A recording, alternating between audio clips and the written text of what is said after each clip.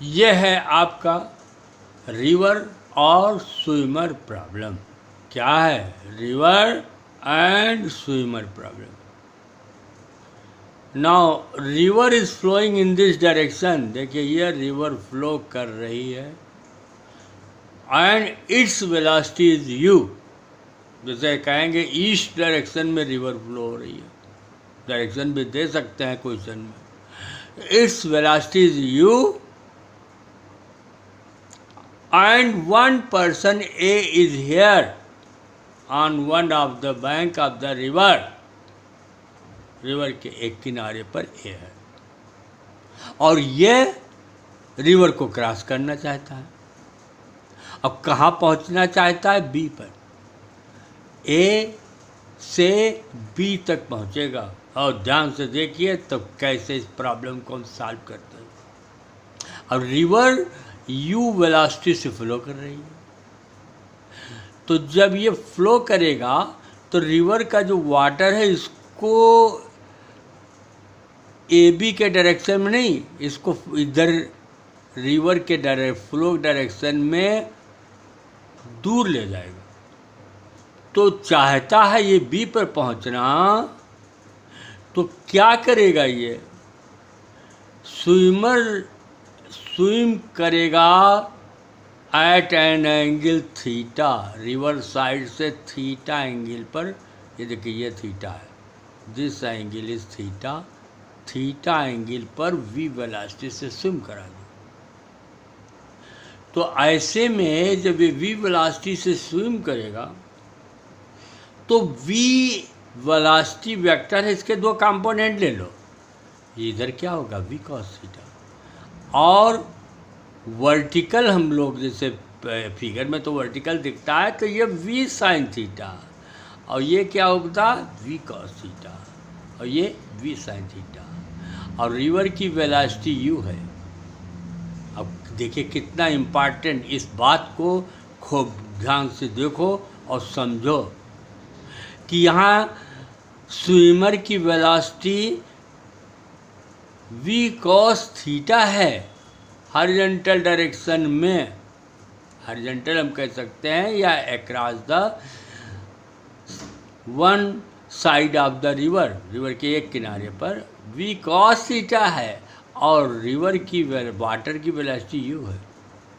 तो अगर we cos theta you के बराबर हो सकता है, वी कॉस थीटा यू से ज़्यादा हो सकता है, और ये वी कॉस थीटा यू से कम हो सकता है। ये तीन कंडीशन बिल्कुल दिमाग में रखो, इक्वल, ग्रेटर एंड लेस, ये वी कॉस थीटा। और अगर इक्वल है तो ए से चल करके वो स्विमर बी पर पहुंच जाएगा। क्यों? क्योंकि इसकी रिलेटिव वेलोसिटी ज़ीरो हो जाएगी, ये वाटर से इधर की ओर नहीं करेगी, क्योंकि ये बैलेंस कर जाएगा। No horizontal velocity, no parallel velocity to the water. तो क्या समझे? V cos theta equal to u, तो आई से बी पर पहुंच जाएगा आसानी से। और अगर ये वी को, अब सेकेंड केस भी हो सकता है कि वी कॉस थीटा यू से ज़्यादा हो। अब यहाँ पर एक पॉइंट को हम लोग डिस्कस करेंगे। तो point number 1, time of crossing the river. पहले ये टाइम जान लीजिए, कितने टाइम में रिवर को क्रॉस करेगा। तो रिवर को क्रॉस करने वाली वेलोसिटी है आपका ये वी कॉस थीटा, इधर तो वी साइन थीटा। जो रिवर को क्रॉस करने वाली वेलोसिटी कौन सी है? V sine theta. ये वी साइन थीटा है जिस वेलोसिटी से रिवर को क्रॉस करेगा। तो टाइम अगर निकालना है कि स्विमर कितने टाइम में क्रॉस करेगा, तो t equal to d upon v sine theta. ये वी कॉस थीटा है, ये वी साइन थीटा, तो t upon v sine theta. और अगर चाहो तो ऐसे निकाल सकते हो, ये v है और ये u है, तो ये under root v square minus u square हो जाएगा। टाइम इससे भी निकल आएगा, d upon under root v square minus u square. अब यहाँ पर क्वेश्चन में कभी कभी पूछते हैं कि what is the minimum time, क्या what is the minimum time to cross the river. तो साइन थीटा की वैल्यू मैक्सिमम होगी तभी तो मिनिमम होगा। तो साइन थीटा की मैक्सिमम वैल्यू 1 होती है। जब साइन ये थीटा की वैल्यू 90 हो जाती है तो ये 1 हो जाती है। तो आपका मिनिमम टाइम आ जाएगा t = d/v। अब इस प्रॉब्लम को समझो। अगर तुम्हारा प्रॉब्लम है कि स्विमर स्विम कर रहा है और वो अपनी वेलोसिटी, ध्यान से देखिए, ये स्विमर स्विम कर रहा है और ये अपनी वेलोसिटी क्या करता है कि हमेशा वाटर के परपेंडिकुलर डायरेक्शन में मूव करे, ऐसे आता है।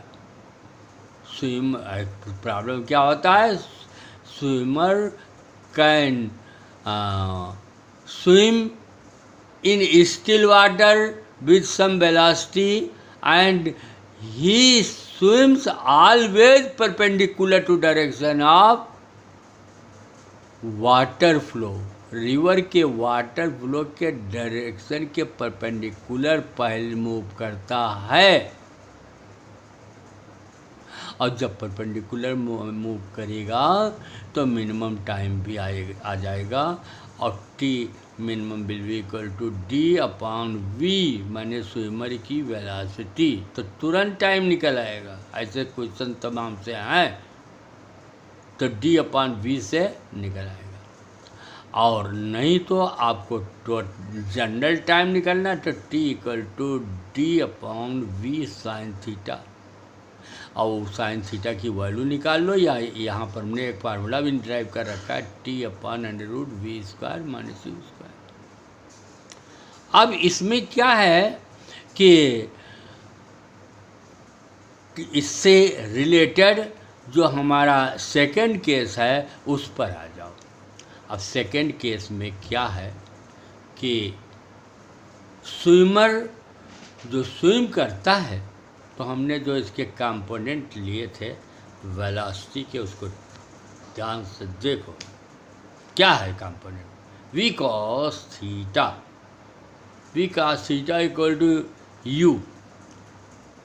अब v cos थीटा v साइन थीटा था तो हम लोग v cos थीटा को लेके चल रहे हैं।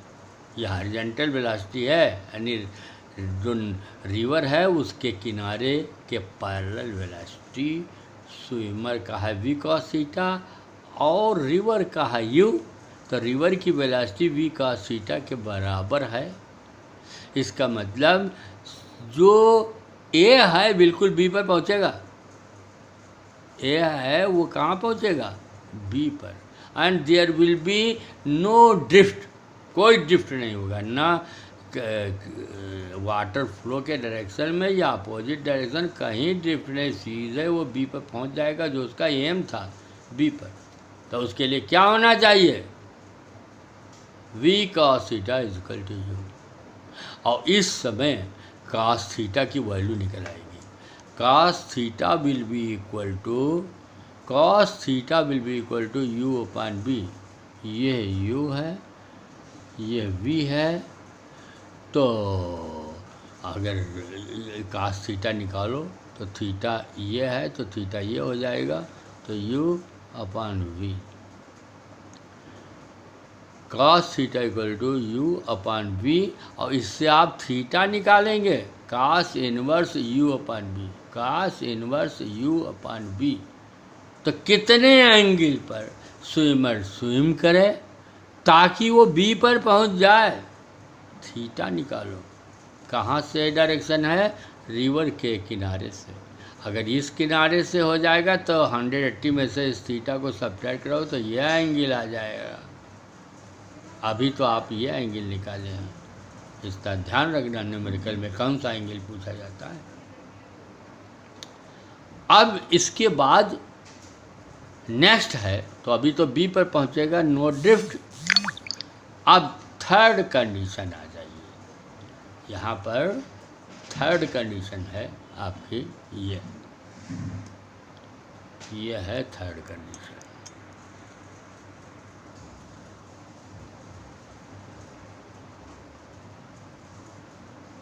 उसमें यह है कि v cos theta, third condition को आप ध्यान से देखें। Third condition